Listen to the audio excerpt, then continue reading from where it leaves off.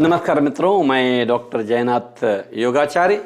जैसा कि आप जानते हैं कि डायबिटीज एंड डाइट की सीरीज में हम आज सबसे महत्वपूर्ण डाइट भोजन के अवयव कंपोनेंट राइस पे बात करेंगे। जैसा कि हम जानते हैं कि हिंदुस्तान के कुछ प्रदेशों में राइस सबसे ज़्यादा खाया जाता है, विशेषकर साउथ की बात करें। अब राइस के बारे में जो आम धारणा है कि वह डायबिटीज के लिए सबसे खतरनाक चीज है, वास्तव में साइंटिफिकली देखा जाए तो है भी, बिकॉज कि राइस का ग्लाइसेमिक इंडेक्स जो है 80 है, लगभग 80 है। और अगर जो अलग अलग वेराइटीज की बात करें राइस में, जो इसे ब्राउन राइस, ब्लैक राइस, उनकी भी अगर जो बाय द वे हम ग्लाइसेमिक इंडेक्स की बात करें तो बहुत ज्यादा अंतर नहीं पड़ता। अब इस तरह से ग्लाइसेमिक इंडेक्स लगभग 80 के करीब है। अब जब ग्लाइसेमिक इंडेक्स ज्यादा है तो जब भी हम राइस लेंगे तो वो तुरंत एब्जॉर्ब होकर हमारे ब्लड के ग्लूकोज लेवल को तुरंत सूट अप करता है। तो ऐसे में जो राइस के एडिक्टेड लोग हैं, जिनके लिए राइस सबसे पसंदीदा भोजन है, उनके लिए विकल्प क्या है, वो क्या करें। अब हम कहने को तो एक चिकित्सक के रूप में कह सकते हैं, एक आम आदमी के रूप में कह सके चावल मत लीजिए, लेकिन जो उसी पे निर्भर हैं, जिनका उसी पे एडिक्शन है, वो उनके लिए ये सुन करके आधा तो तनाव ही हो जाता है। अर्थात उनकी जो बीमारियों के, डायबिटीज के बढ़ने का जो कारण है, केवल एक स्ट्रेस पैदा हो जाता है कि यार हमारा सबसे प्यारा भोजन अब हमको नहीं मिलेगा। मित्रों, ऐसे में फिर विकल्प क्या है?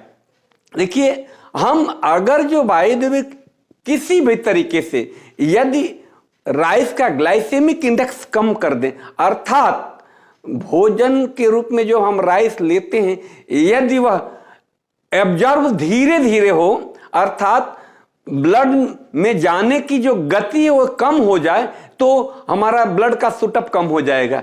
ऐसे में यदि हम राइस को घी के साथ अगर जो हम मिक्स करके बनाते हैं, या बने हुए राइस के साथ हम घी मिक्स कर देते हैं, तो जैसा कि हम जानते हैं घी का ग्लाइसेमिक इंडेक्स 0 होता है। अब राइस के साथ जितना घी मिलाएंगे प्रोपोर्शनली उसका ग्लाइसेमिक इंडेक्स कम करता जाएगा, पहला विकल्प। दूसरा, यदि हम भाजी, जो भी सब्जियां, हरी सब्जियां हैं, उनको यदि मिक्स कर दें, ज्यादा से ज्यादा मात्रा में मिक्स कर दें, तो जैसा कि हम जानते हैं कि हरी भाजियों का ग्लाइसेमिक इंडेक्स भी काफी कम होता है, ज्यादा से ज्यादा 10 से 12 होता है।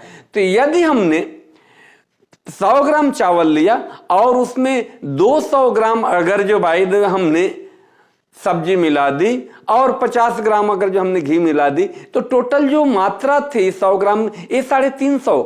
अब ऐसे में जो ग्लाइसेमिक इंडेक्स 80 था 100 का, तो अब भाजी और घी की वजह से इसका ग्लाइसेमिक लोड तुरंत गिर जाएगा, नीचे आ जाएगा।